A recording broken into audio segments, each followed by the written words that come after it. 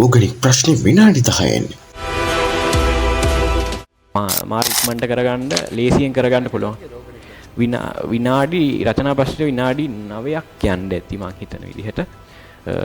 ඔව් ඒ මට මතක විදිහට විනාඩි 9ක් හෝ 10ක් 10කට අඩු කාලයක් ගියේ. මේ අය කියන එක නම් හරි වටිනවා. දැන් එයා ටයිමින් හදාගෙන තියෙනවානේ. ඔය ඕගනික් 8 වෙනි ප්‍රශ්නේ තමයි අපේ මේ රචනා ප්‍රශ්නේ වෙන්නේ. ඒතර ඒකට පැය භාගයක් යනවා. ඒ පැය භාගයේ ප්‍රශ්නේ මේ දරුවා විනාඩි 9 අපි තුමු 10 කියලා. විනාඩි 20ක් මෙයා ඉතුරු කරගෙන ප්‍රශ්නෙත් කම්ප්ලීට් කරගෙන. අන්න. තේරෙනවනේ? ඒතර ඒවා අපි හොඳට ඔළුවේ තියාගන්න. පැහැදිලිනේ? ඕගනික් හොඳට ඉගෙන ගත්තොත් ලොජිකල්ව කරන්න පුළුවන්. ඒ අයියා කිව්ව එක ඇත්ත පේපර් එකේ 4න් එකක් ඕගනික් කෙමිස්ට්‍රි. 7 8 9 10 පාඩම්. පැහැදිලිනේ? හරි. තමරා විනාඩි 7න් කරා කිව්වා විනාඩි 10න් කරා කිව්වා ඒක හැදෙන්නේ ඔයාලා එක්සෑම් එක ලිව්වොත් තමයි. මටත් විනාඩි 10ක් විතර ගියේ ඕගනික් ප්‍රශ්න ගන්න. ඒතකොට දැන් සාමාන්‍ය ප්‍රශ්නයකට පැය භාගයක් විතර හම්බෙන්නේ විනාඩි 20ක් මෙතනින් ඉතුරුයි. ඒ වගේ ඔයාලා පේපර්ස් ලියලා පුරුදු වුණොත් ඔයාලා එක්සෑම් එකේදී ලේසි වෙනවා වෙලාව විතර වෙනවා. තව ආයෙ කරන ප්‍රශ්න ආයෙ බලන්න පුළුවන් වෙනවා. ඒකින්ද ඔයාලා අනිවාර්යෙන් පේපර්ස් ලියන්න. කෙමිස්ට්‍රි එකට මට කොහොමද මේ අනුභව වලට එකක් තියෙනවා කියලා මම කොහොමද දැනගෙන ගියේ මම ඔක්කොම ප්‍රශ්න කරා මට ඕගනික් ප්‍රශ්නෙට ගියේ විනාඩි 7යි මට ඒ කියන්නේ මම වෙනදාට ස්ට්‍රක්චර් කරලා තමයි රචනා එක කරන්න ගන්නෙ. හැබැයි මේ පේපර් බෙදන මැඩන්ට වැරදිලා රචනා පේපරේ විතරයි අපිට බෙදලා තිබ්බේ. ස්ට්‍රක්චර් එක පස්සේ දුන්නේ. මම ඒකින්ද මට ඕගනික් හොඳටම පුළුවන් හින්දා මම ඕගනික් එක ගත්තා. කිසි ගේමක් නැතුව හරියට විනාඩි 6යි ගානක් ගියේ. ඒතකොට ආසන්නව ගත්තොත් 7ක් විතර විනාඩි 7න් ගාන ගල්ලි ඉවරයි. මම ඊට පස්සේ ෆිසිකල් ප්‍රශ්න ටික දෙපාර බල අර සුළු කරණය හරියට බල ඊසි කරා. අනිත් මේ ඔය ක්ලාස් වල ගියලා මට වෙලාවම දීලා තමයි ගොඩක් මේ රිසල්ට් අඩු වෙලා තින්නේ. ඒකට තියෙන එක.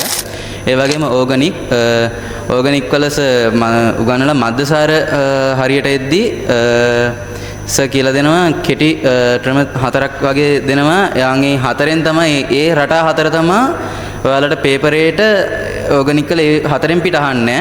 ඇත්තටම මට ඕගනික් ප්‍රශ්නේ ඇත්තටම පේපරේ ඕගනික් ප්‍රශ්න දැක්කම hina ගියා. මොකද එච්චරටම ලේසි ප්‍රශ්නයක් තිබ්බේ. සර් දෙන ප්‍රශ්නත් එක්ක බලද්දී පේපරයක් නෙමෙයි.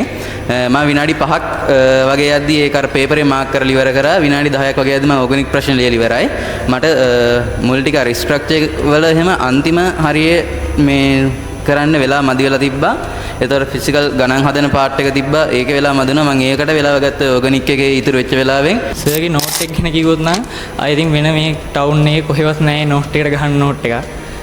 ඕගනික් කළත් එහෙමයි මට මොකද මේ සර්ුත් කියනවා ඕගනික් කළ අර වෙන පන්තිවල මම සමහර නෝට් දැකලා තියෙනවා පටන් ගත්ත දවසේම L කියන කියලා ලියලා මේ කරන්නේ ඒක නෙමෙයි සර්ගේ ඉතින් මේ වටපිටාව හදලා ලස්සනට පිටු 6-7ක නෝට් එකක් තියෙනවා වෙනම ඕගනික් වලට එන්න කලින්.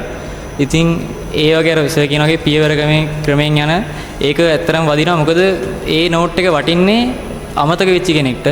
ඕගනික් ඉනෝගනික් එහෙම මම උපරිම 4 සැරයක් විතර පාඩම් කරලා ඇති. මේ ඒ කියන්නේ අර සර්ගේ කෙටි ක්‍රම හින්දා ඒවා නිකම්ම මතක හිටිනවා. ඉතින් මම තනිකරම නෝට් එක පාඩම් කරලා තමයි මේ පාර ඒක ගත්තේ. නෝට් එක පාඩම් කරලා සර්ගේ පේපර්ස් කරලා ඒ ඩිස්කෂන් බලලා මේ එහෙම තමයි ඉතින් මම ඒක ගත්තේ. විනාඩි 7න් විතර ඕගනික් එක විනාඩි 7න් විතර කරා. මොකද එතකොට මට ටයිම් එක ඉතුරු කරගන්න පුළුවන් වුණා.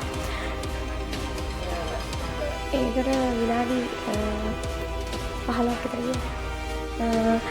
ඕගනික් එක විනාඩි 15ක්වත් ගියේ නැහැ මම ලේසියෙන්ම කරා. අර ස්ට්‍රක්චර්ඩ් එකත් සුපිරියර් වුණා කරා. මට සම්පූර්ණ ලකුණු තියෙනවා ඒක ෂුවර්. කෙමිස්ට්‍රි පේපරේ ඉස්සෙල්ලාම එසේ එක පටන් ගන්න ඕගනික් වලින් මට ස්ට්‍රක්චර්ඩ් එකයි එසේ එකයි දෙකම කරන්න ගියේ විනාඩි 20ක්. ඒ අර ප්‍රැක්ටිස් එක සර්ගේ පේපර්ස් කරලා තිබ්බ ප්‍රැක්ටිස් එක.